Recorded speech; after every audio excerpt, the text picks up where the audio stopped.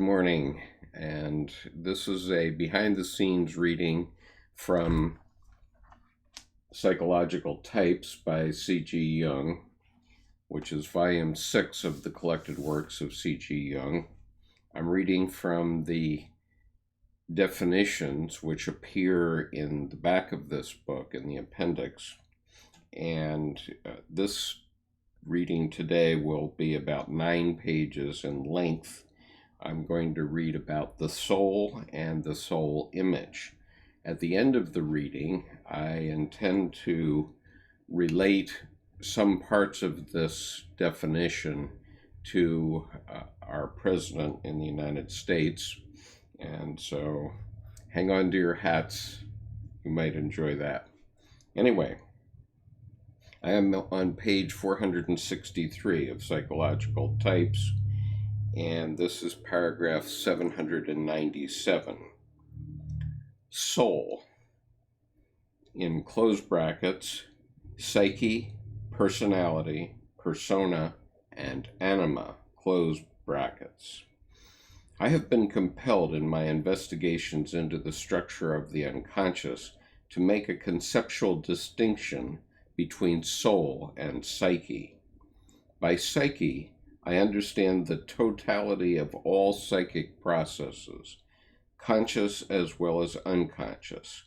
By soul, on the other hand, I understand a clearly demarcated functional complex that can best be described as a personality. In order to make clear what I mean by this, I must introduce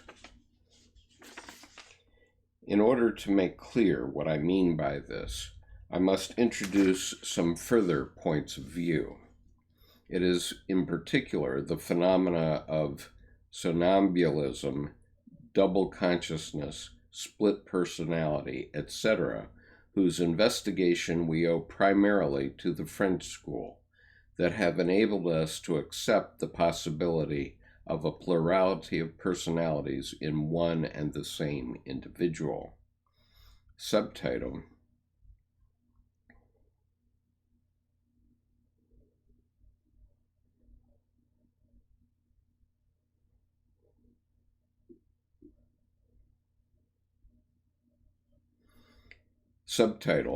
Soul as a Functional Complex or Personality. It is at once evident that such a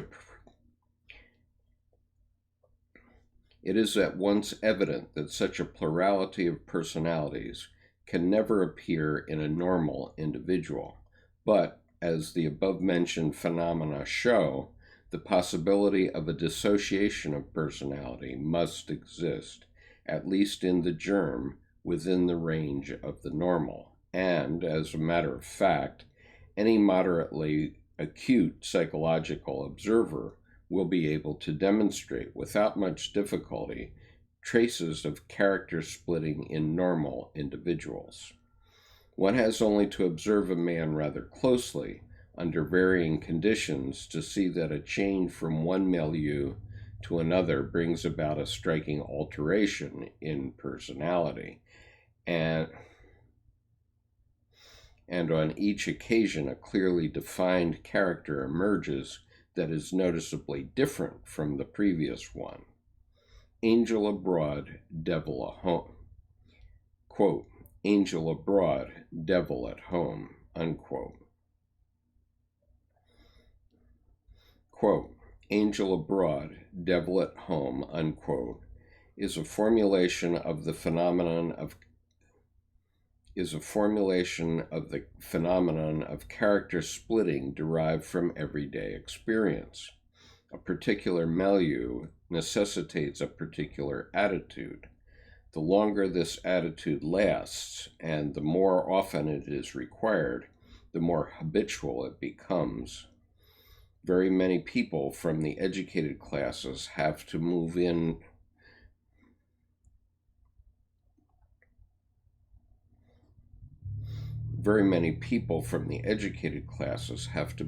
totally different milieus, the domestic circle and the world of affairs. These two totally different environments demand two totally different attitudes, which, depending on the degree of the ego's identification with the attitude of the moment, produce a duplication of character.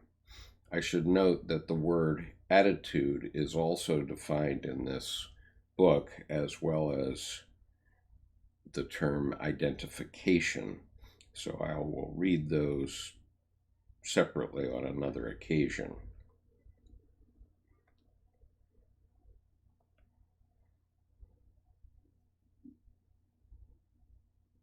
These totally different environments demand two totally different attitudes, which, depending on the degree of the ego's identification with the attitude of the moment, produce a duplication of character. In accordance with social conditions and requirements, the social character is oriented on the one hand by the expectations and demands of society, and on the other by the social aims and aspirations of the individual. The domestic character is, as a rule, molded by emotional demands and an easygoing acquiescence for the sake of comfort and convenience, whence it frequently happens that men who in public life are extremely energetic, spirited, obstinate, willful, and ruthless appear good-natured, mild, compliant, even weak when at home and in the bosom of the family. Which is the true character, the real personality? This question is often impossible to answer. These reflections show that even in normal individuals, character splitting is by no means an impossibility.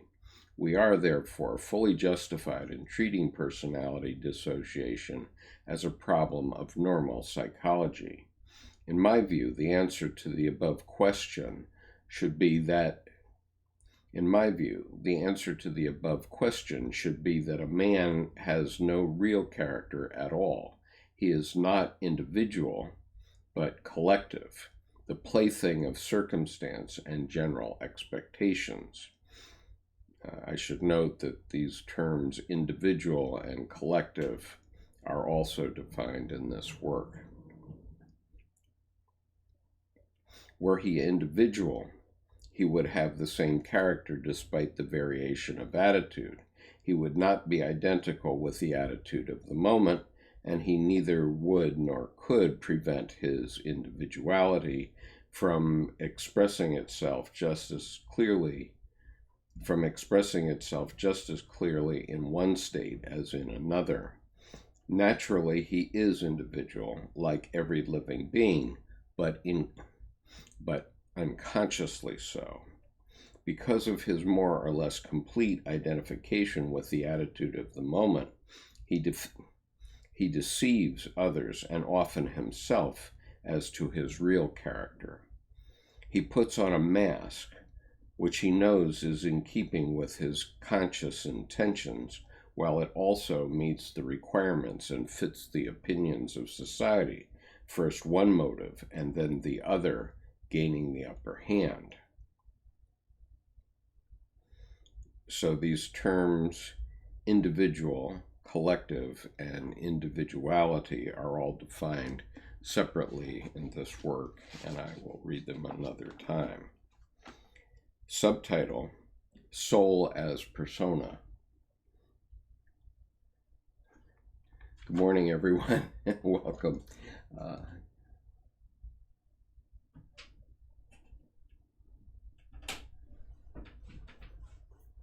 Okay,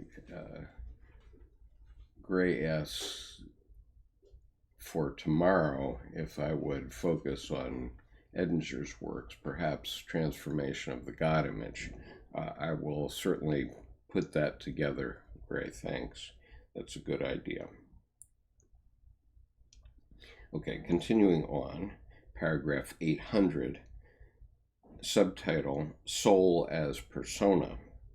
This mask, i.e. the ad hoc adopted attitude, I have called the persona, which was the name for the masks worn by actors in antiquity. The man who identifies with this mask I would call personal, as opposed to individual. The above-mentioned attitudes represent two collective personalities, which may be summed up quite simply under the name personae. I have already suggested that the real individuality is different from both. The persona is thus a functional complex that comes into existence for reasons of adaptation or personal convenience, but it is by no means identical with the individuality. The persona is exclusively concerned with the relation to objects, and by objects, Dr. Jung is talking about things outside of oneself, and subjects as things which are inner. The persona is exclusively concerned with the relation to objects. The relation of the individual to the object must be sharply distinguished from the relation to the subject. By the subject, I mean first of all those vague, dim stirrings, feelings, thoughts, and sensations which flow in on us not from any demonstrable continuity of conscious experience of the object, but well up like a disturbing, inhibiting, or at times helpful influence from the dark inner depths, from the background and underground vaults of consciousness, and constitute, in their totality, our perception of the life of the unconscious. The subject conceived as the inner object is the unconscious.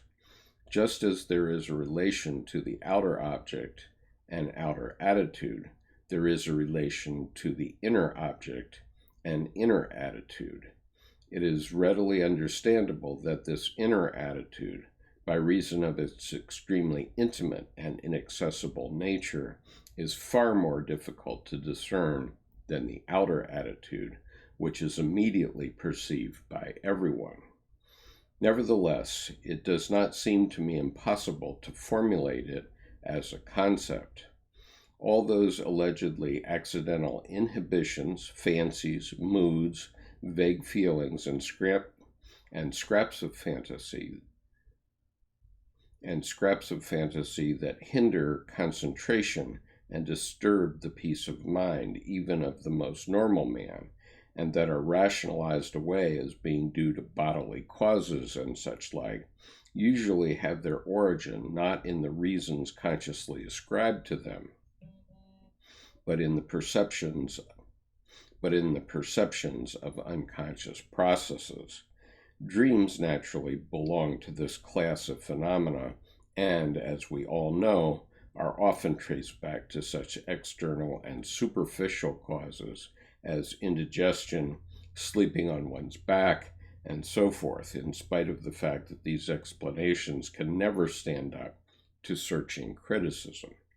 The attitude of the individual in these matters is extremely varied. One man will not allow himself to be disturbed in the slightest by his inner processes. He can ignore them completely. Another man is just as completely at their mercy. As soon as he wakes up, some fantasy or other, or a disagreeable feeling spoils his mood for the whole day. A vaguely unpleasant sensation puts the idea into his head that he is suffering from a secret disease. A dream fills him with gloomy forebodings, although ordinarily he is not superstitious. Others, again, have only periodic access to these unconscious stirrings, or only to a certain category of them. For one man, they may never have reached consciousness at all as anything worth thinking about. For one man, they may never have reached consciousness at all as anything worth thinking about. For another, they are a worrying problem he broods on all day. For another, they are a worrying problem he broods on daily. One man takes them as physiological, Another attributes them to the behavior of his neighbors. Another finds in them a religious revelation. Paragraph 802. These entirely different ways of dealing with the stirrings of the unconscious are just as habitual as the attitudes to the outer object. The inner attitude, therefore, is correlated with just as definite a functional complex as the outer attitude. People who, it would seem, entirely overlook their inner psychic processes no more lack an inner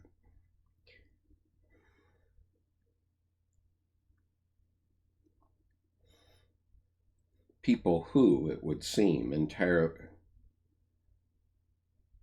entirely overlook their inner psychic processes no more lack a typical inner attitude than the people who constantly overlook the outer object and the reality of facts lack a typical outer one.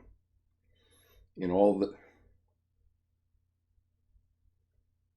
the latter cases, which are by no means uncommon, the persona is characterized by a lack of relatedness, at times even a blind inconsiderateness that yields only to the harshest blows of fate. Not infrequently, it is just these people with a rigid persona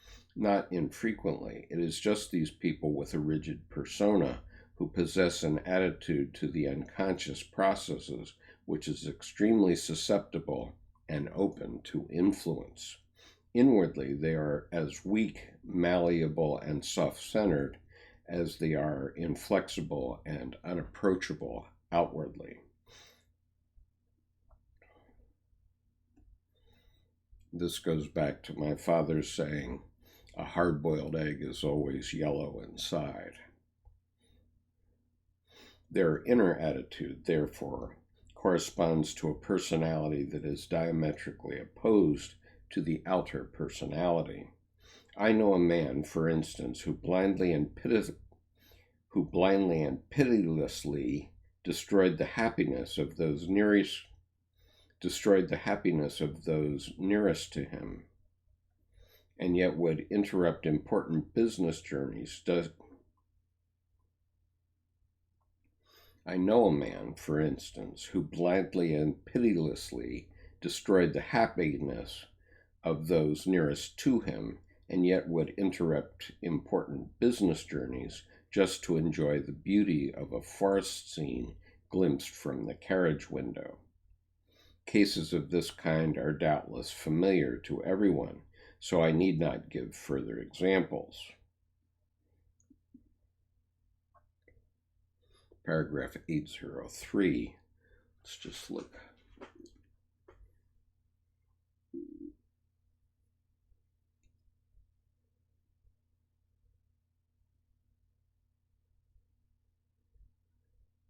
Okay, Granada, that's a very complicated question you've asked, and I'm going to have to give it some thought, not when I'm in the middle of a reading. So I will endeavor to answer the question probably tomorrow in the group meeting.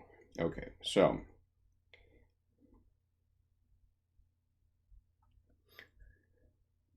subtitle, Soul as Anima, paragraph 803. We can, therefore, speak of an inner personality with as much justification as, on the grounds of daily experience, we speak of an outer personality. The inner personality is the way one behaves in relation to one's inner psychic processes. It is the inner attitude, the characteristic face, that is turned toward the unconscious. I call the outer attitude the outer face, the persona. The inner attitude, the inward face, I call the anima. To the degree that an attitude is habitual, it is a well-known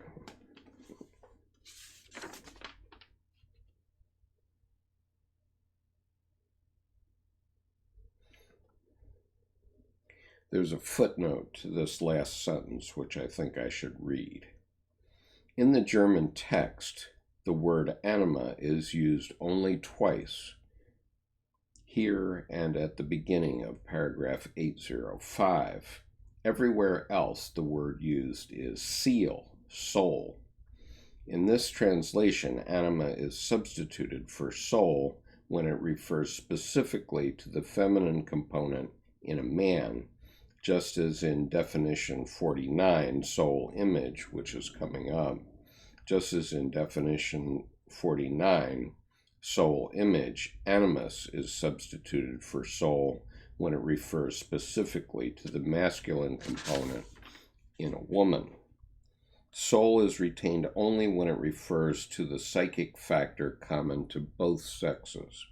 The distinction is not always easy to make, and the reader may prefer to translate anima animus back into soul on occasions when this would help to clarify Jung's argument. For a discussion of this question and the problems involved in translating seal, see Psychology and Alchemy, paragraph 9, note 8.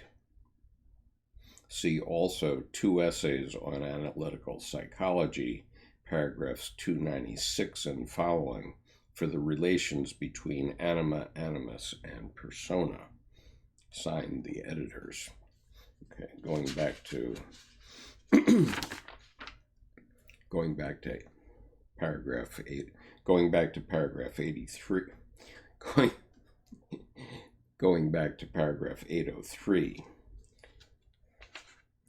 To the degree that an attitude is habitual, it is well-knit functional complex with which the ego can identify itself more or less. Common speech expresses this very graphically when a man has a habitual attitude to certain situations, a habitual way of doing things. We say he is quite another man when doing this or that.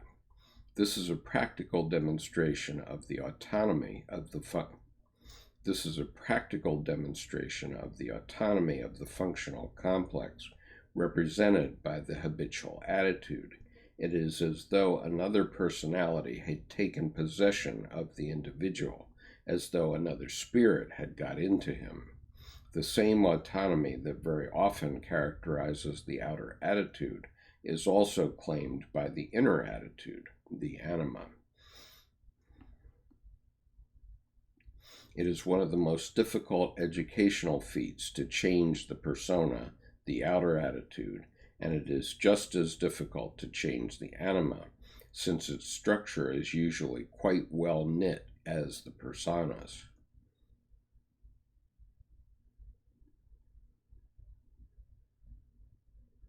Since its structure is usually quite as well knit as the personas. Just as the persona is an entity that often seems to constitute the whole character of a man and may even accompany him unaltered throughout his entire life, the anima is a clearly defined entity with a character that, very often, is autonomous and immutable. It therefore lends itself very readily to characterization and description. Paragraph 804. As to the character of the anima, my experience confirms the rule that it is by and large complementary to the character of the persona. The anima usually contains all those common human qualities which the conscious attitude lacks.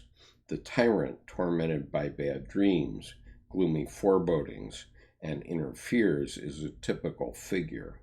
Outwardly ruthless, harsh, and unapproachable, he jumps inwardly at every shadow, is at the mercy of every mood, as though he were the feeblest and most impressionable of men. Thus his anima contains all those fallible human qualities his persona lacks. If the persona is intellectual, the anima will quite certainly be sentimental.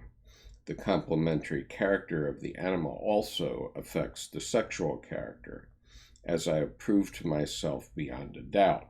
The very feminine woman has a masculine soul, and a very masculine man has a feminine soul. This contrast is due to the fact that a man is not in all things wholly masculine, but also certain feminine traits, but also has certain feminine traits. The more masculine his outer attitude is, the more his feminine traits are obliterated. Instead, they appear in his unconscious. This explains why it is just those very virile men who are most subject to characteristic weaknesses.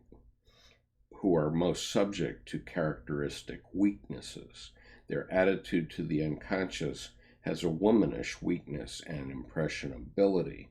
Conversely, it is often just the most feminine women who, in their inner lives, display an intractability, an obstinacy, and a willfulness that are to be found with comparable intensity only in a man's outer attitude. There are masculine traits which, excluded from the womanly outer attitude, have become qualities of her soul.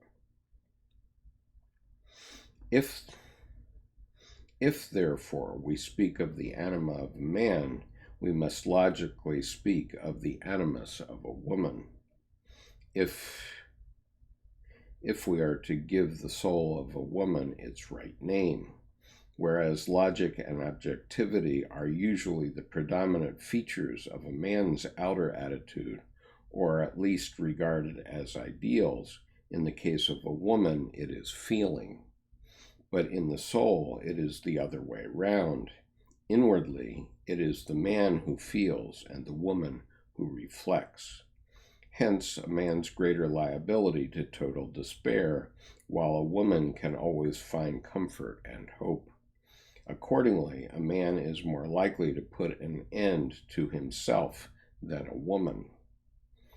Accordingly, a man is more likely to put an end to himself than a woman.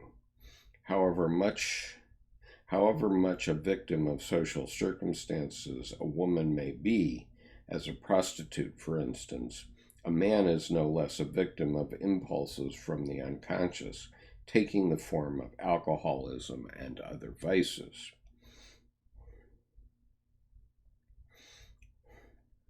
Paragraph 806.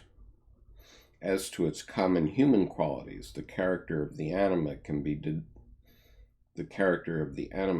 deduced from that of the persona. Everything that should normally be in the outer attitude but is conspicuously absent will invariably be found in the inner attitude. This is a fundamental rule which my experience has borne out over and over again. But as regards its individual qualities, nothing can be deduced about them in this way. We can only be certain that when a man is identical with his persona, his individual qualities will be associated with the anima. This association frequently gives rise in dreams to the symbol of psychic pregnancy, a symbol that goes back to the primordial image of the hero's birth. The child that is to be born signifies the individuality which, though present, is not yet conscious.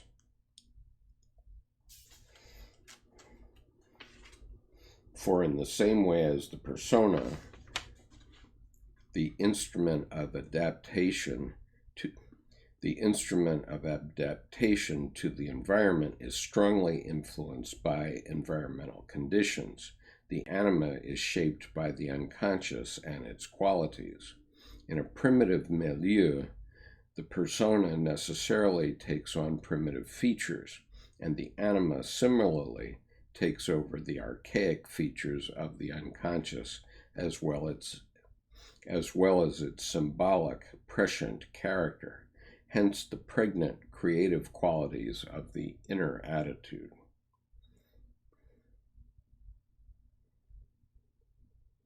Paragraph 807. Identity with the persona automatically leads to an unconscious identity with the anima because when the ego is not differentiated from the persona, it can have no conscious relation to the unconscious processes. Consequently, it is these processes, it is identical with them. Consequently, it is these processes, it is identical with them. Anyone who is himself his outward role will infallibly succumb to the inner processes. He will either frustrate his outward role by absolute inner necessity, or else reduce it to absurdity by a process of enantiodromia. He can no longer keep to his individual way, and his life runs into one deadlock after another. Moreover, the anima is inevitably projected upon a real object, with which he gets into a relation of almost total dependence. Every reaction displayed by this object has an immediate, inwardly enervating effect on the subject. Tragic ties are often formed in this way, that is, but in the soul image. Okay, that completes the definition of soul. I'm going to go on with the soul image in just a moment. Just check.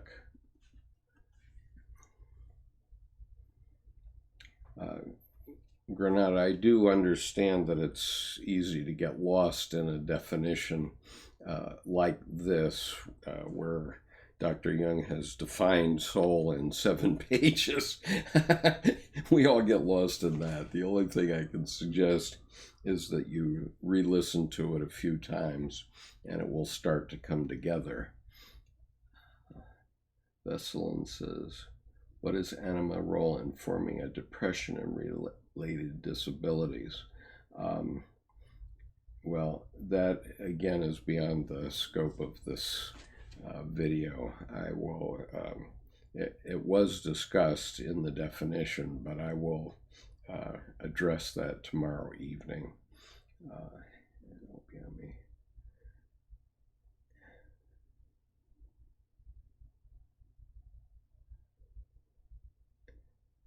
Opiami says, any man that has a sense of thought of his birth or death.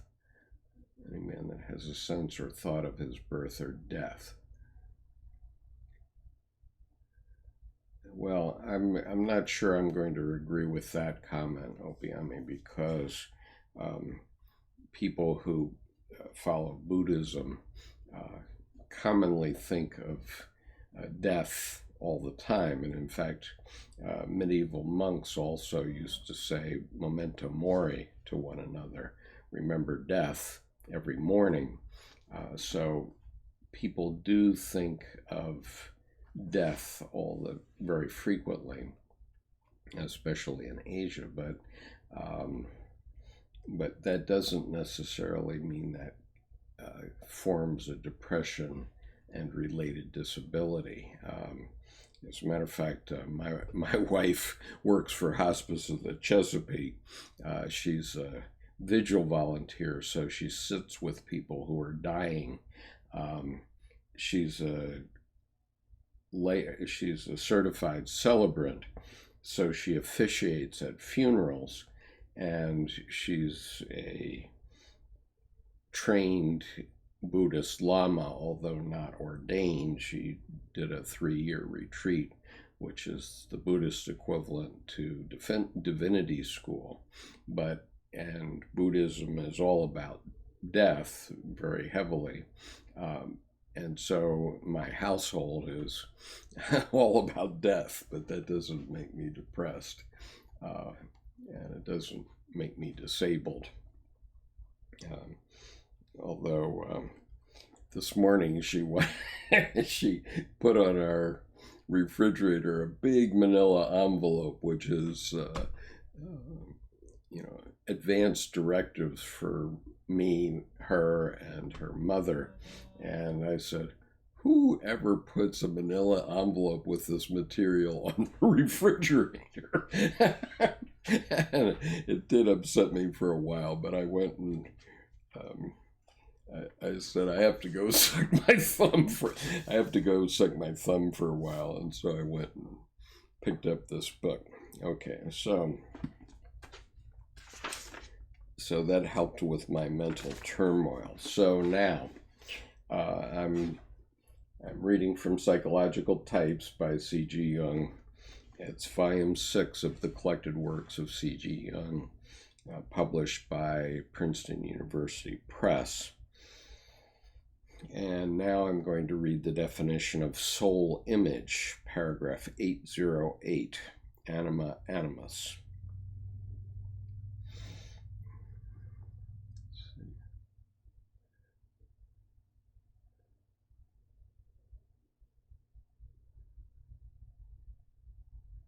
So Gray asks a good question, which is, what is the difference between the soul image and the God image?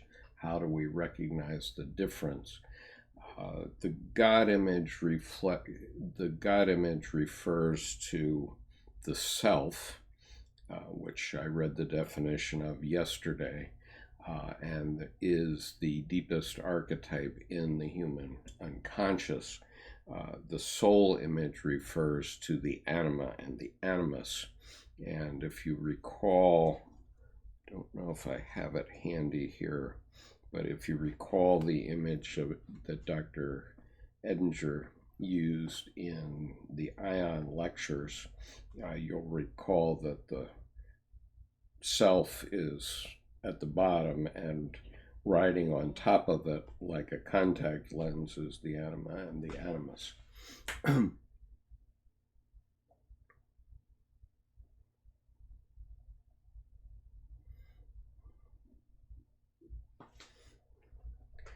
Granada, I do agree with you that it's a balance between fearing death and loving life, healthy, but not if taken to the extreme either way.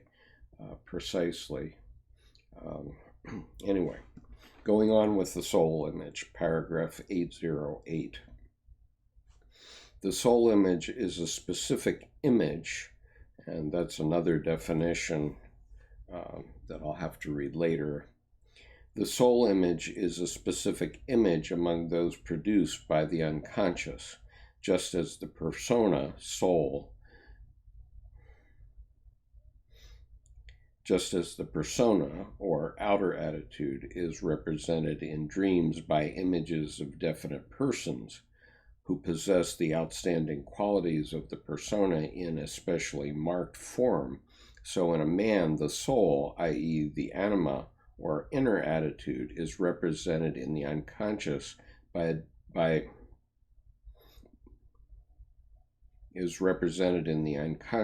definite persons with the corresponding qualities. Such an image is called a soul image. Sometimes these images are of quite unknown or mythological figures. With men, the anima is usually personified by the unconscious as a woman. With women, the animus is personified as a man. In every case where the individuality is unconscious and therefore associated with the soul image has the character of the same sex. In all cases where there is an identity with the persona and the soul accordingly is unconscious, the soul image is transferred to a real person. This person is the object of intense love or equally intense hate or fear. The influence of such a person is immediate and absolutely compelling because it always provokes an affective response. The affect is due to the fact that a real conscious adaptation by the person representing the soul image is impossible. Because an objective relationship is non-existent and out of the question, the libido gets dammed up and explodes in an outburst of affect. Effects always occur where there is a failure of adaptation. Conscious adaptation to the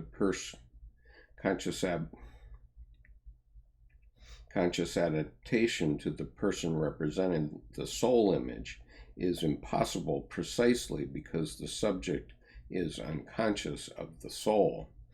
Were he conscious of it, it could be distinguished from the object whose immediate effects might then be mitigated, since the potency of the object depends on the projection of the soul image.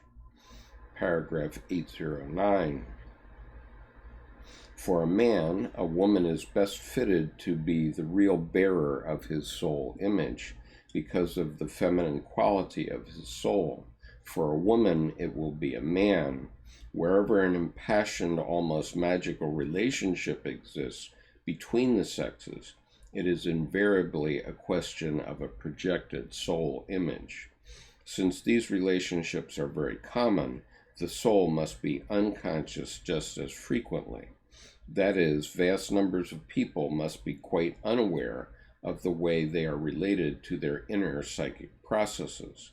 Because this unconsciousness is always coupled with complete identification with the persona, it follows that this identification must be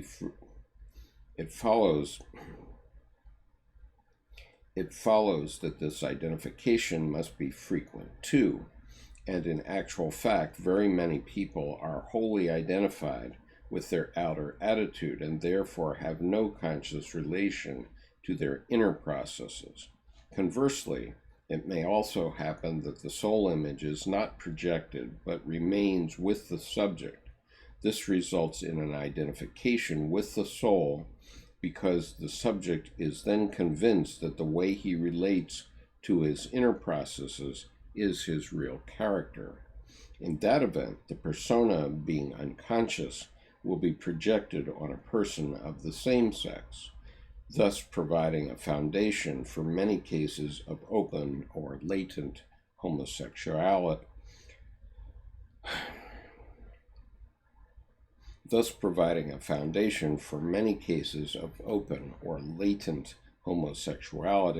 And of father transferences in men or mother transferences in women. In such cases, there is always a defective adaptation to external reality and a lack of relatedness, because identification with the soul produces an attitude predominantly oriented to the perception of inner processes, and the object is deprived of its determining power.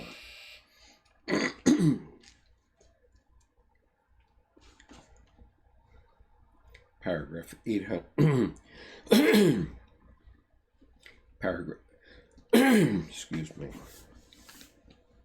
Paragraph 810. If the soul image is projected, the result is an absolute affective tie to the object. If it is not projected, a relatively unadapted state develops, which Freud has described as narcissism. The projection of the soul image offers a release from preoccupation with one's inner processes, so long as the behavior of the object is in harmony with the soul image. The subject is then in a position to live out his persona and develop it further. The object, however, will scarcely be able to meet the demands of the soul image indefinitely, although there are many women who, by completely disregarding their own lives, succeed in representing their husband's soul image for a very long time. The biological feminine instinct assists them in this. A man may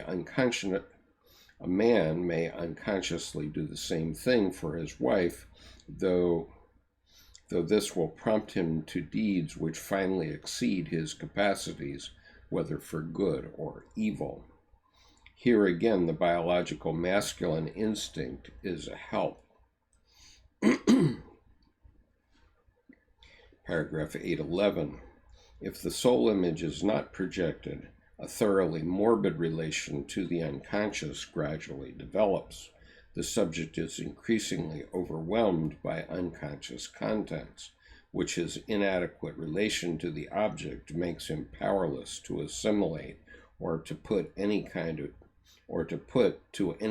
of use, so that the whole subject object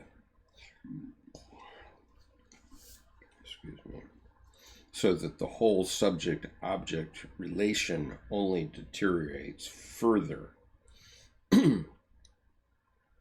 So that the whole subject-object relation only deteriorates further. Naturally, these two attitudes represent the two extremes between which the more normal attitudes lie. In a normal man, the soul image is not distinguished by any particular clarity, purity, or depth, In a normal man, the soul image is not distinguished by any particular clarity, purity, or depth, but is apt to be rather blurred.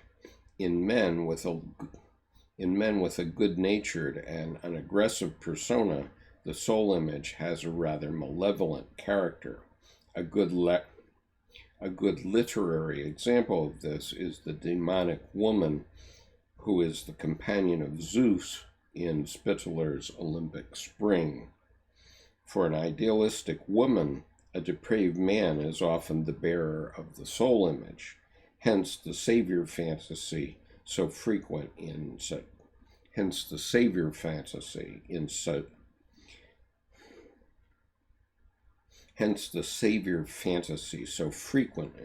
cases. The same thing happens with men with the prostitute when the prostitute is surrounded with the halo of a soul crying for succor. The same thing happens with men when the prostitute is surrounded with the halo of a soul crying for succor. Okay, so that's the end of today's reading. Let's see.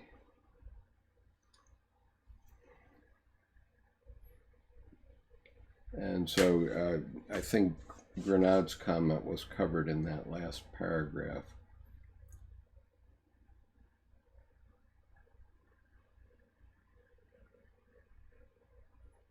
Yes, Gray, I think you're right about that. It is a balance. There is no doubt you are safe knowing that rather than thinking it.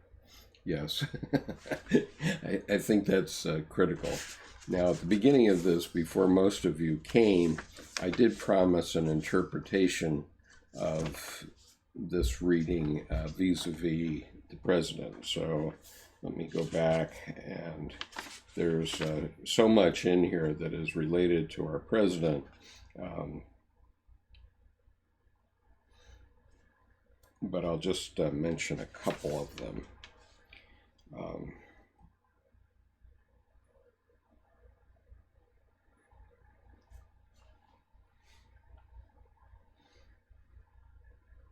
Okay, so this is at the beginning of paragraph 802. I'm going to just reread.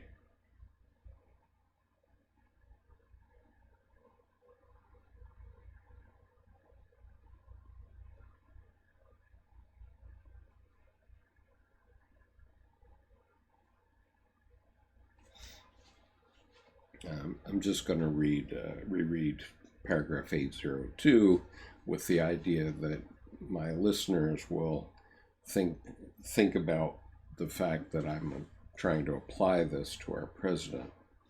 These entirely different ways of dealing with the stirrings of the unconscious are just as habitual as the attitudes to the outer object. The inner attitude, therefore, is correlated with just as definite a functional complex as the outer attitude. People who, it would seem, entirely overlook their inner psychic processes no more lack a typical inner attitude than the people who constantly overlook the outer object, and the reality of facts lack a typical outer one. In all In all of the latter cases, which are by no means uncommon, the persona is characterized by a lack of relatedness, at times even a blind inconsiderateness that yields only to the harshest blows of fate. Not infrequently, it is just these people with a rigid persona who possess an attitude to the unconscious processes which is extremely susceptible and open to influence. Inwardly, they are as weak, malleable, and soft-centered as they are inflexible and unapproachable outwardly. Their inner attitude, therefore, corresponds to a personality that is diametrically opposed to the outer personality. And I'll refer back again to my father's dictum, a hard-boiled egg is always yellow inside. And at least for me, as a highly intuitive person, as I watched our president in the presence of Vladimir Putin this past week, this definitely resonates. I'll just once again read a little bit of it to see, so you can see why it resonates. In all the latter cases, which are by no means uncommon, the persona is characterized by a lack of relatedness, at times even a blind inconsiderateness that yields only to the harshest blows of fate. Well, I don't think we've seen the harshest blow of fate yet for our president, but we may. Not infrequently, it is just these people with a rigid persona who possess an attitude of the unconscious processes which is extremely susceptible and open to influence. We can only hope that this isn't true of our president, but unfortunately, it sounds very much like him. Inwardly, they are as weak, malleable, and soft-centered as they are inflexible and unapproachable outwardly. Their inner attitude, therefore, corresponds to a personality that is diametrically opposed to the outer personality. And I did refer to the president's ego at one time to a friend who is a licensed psychologist, and she just told me that someone who is a bully, the way our president likes to present himself, has a very teeny-weeny little ego, and in terms of his real inner ego. And let's see.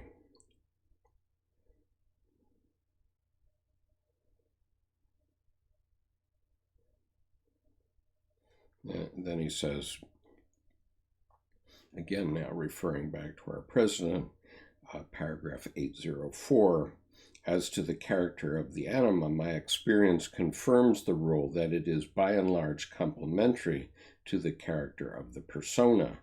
The anima usually contains all those common human qualities.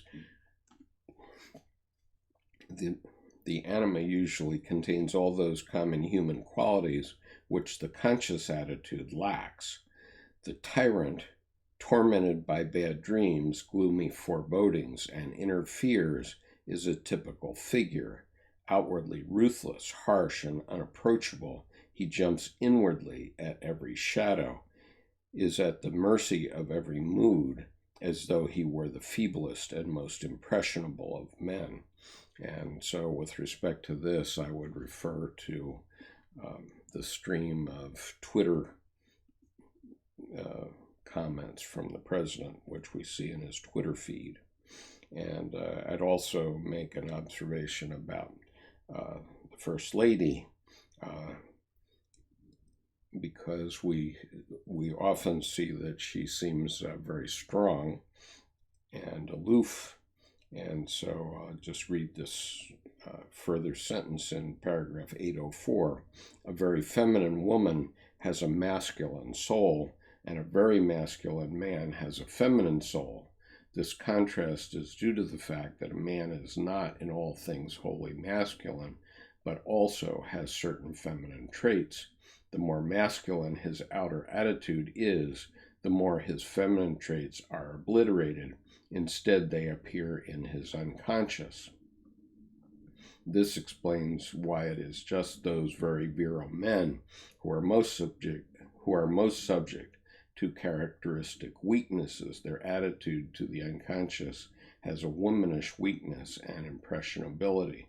And I could only say that the images that we saw of our president last week at the summit in Helsinki, they certainly made him look very feminine and weak as compared to Vladimir Putin.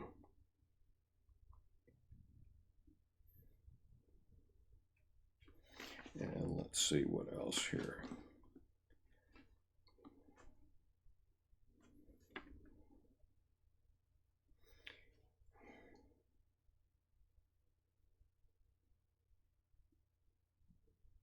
So identity, paragraph 807, identity with the person automatically leads to an unconscious identity with the anima, because when the ego is not differentiated from the persona, it can have no conscious relation to the unconscious processes. Consequently, it is these processes, it is identical with them. Consequently, it is these processes, it is identical with them. Anyone who is himself his outward role will infallibly succumb to the inner processes. He will either frustrate his outward role by absolute inner necessity, or else reduce it to absurdity by process of enantiodromia. He can no longer keep his individual way, and his life runs into one deadlock after another. We certainly have seen that with our president.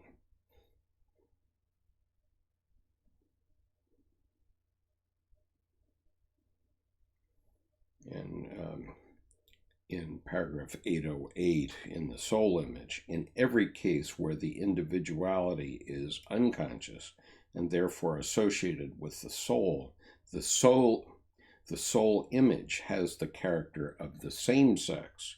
In all cases where there is an identity with the persona, the soul accordingly is unconscious. The soul image is transferred to a real person. And so I would observe that that could be a transference to Mr. Putin.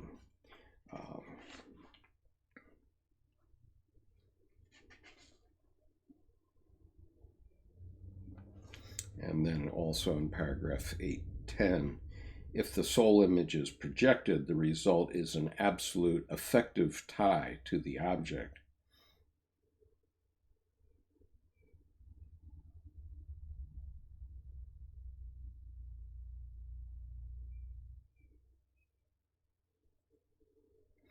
The projection of the soul image offers a release from preoccupation with one's inner processes so long as the behavior of the object is in harmony with the soul image.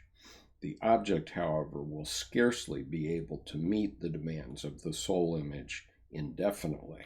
And so we could see the president turn against Mr. Putin when he doesn't match his soul image in the future. These are only my personal observations, and I recognize that some of you may regard them as political. I don't make any secret about the fact that I don't think highly of our president.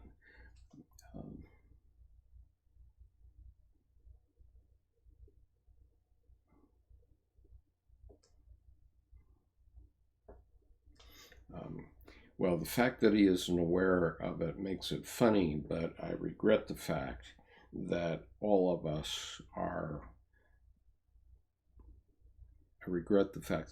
face the consequences of these issues that the president has within his psyche.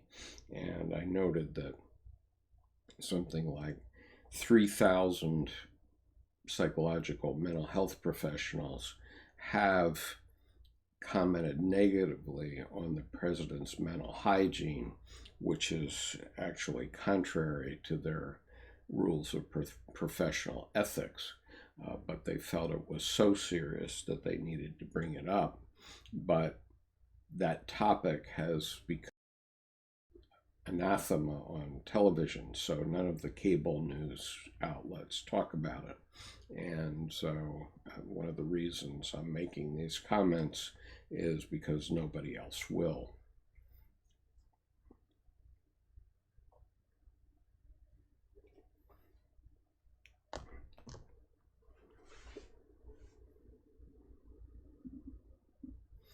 And Opiami says, can men and women be one now? And Opiami, I would say that in order to be whole, we need a spouse or a life partner.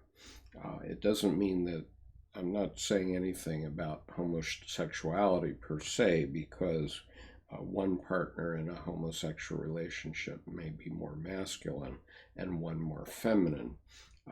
But the idea of marriage and the idea of having a couple and a relationship is to have both sides of the yin-yang symbol.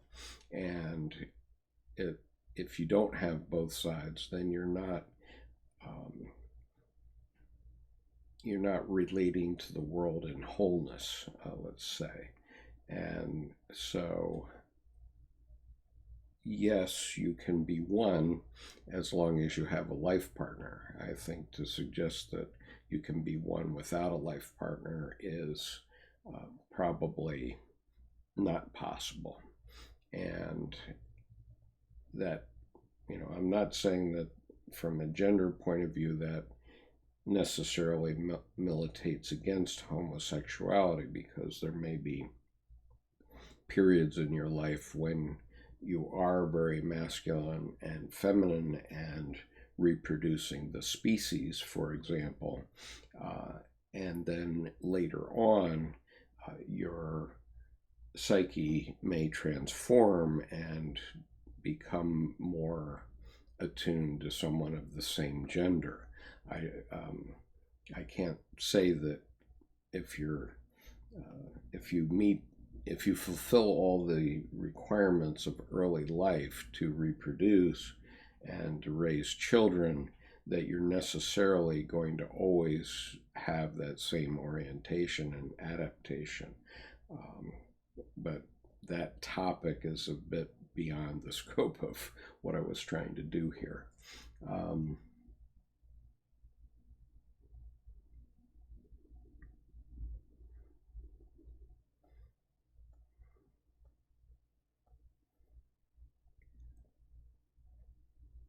Well, Grenade, this isn't a question of blame. This is a question of observation. I'm not blaming the president for his mental hygiene at this point.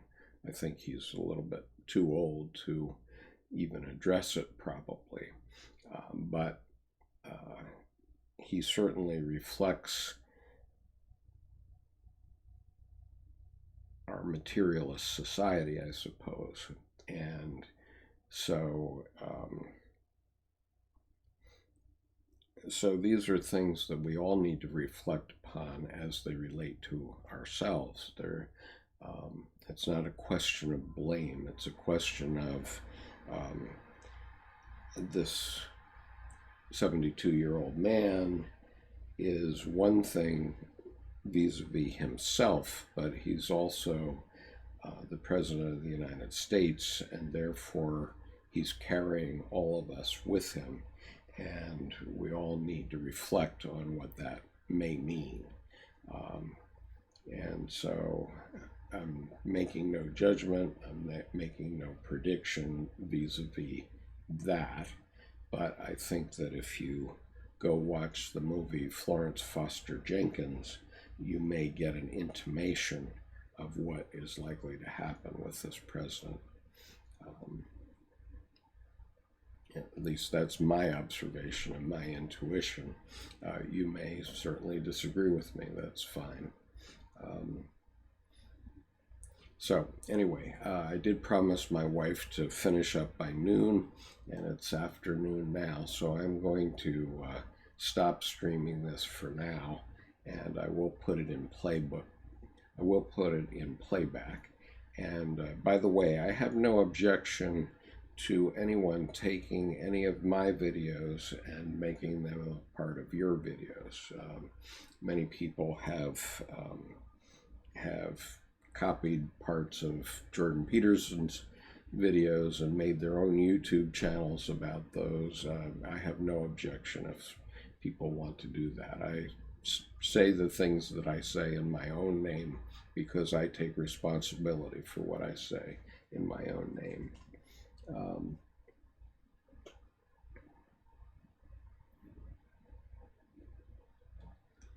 Okay. So, Grenade, the only thing that I would observe, you say, I observed this phenomena in public. I think that you need to reflect on that statement because if you're talking about, you're observing the statement in others, that's fine. But if you're observing in your own, for yourself, then you're not making the statement in public because you're using a pseudonym. And so at some level, the use of a pseudonym means that you're responding to things on the internet from your shadow side, and you're afraid of the positions that you take. And I think that one of the fundamental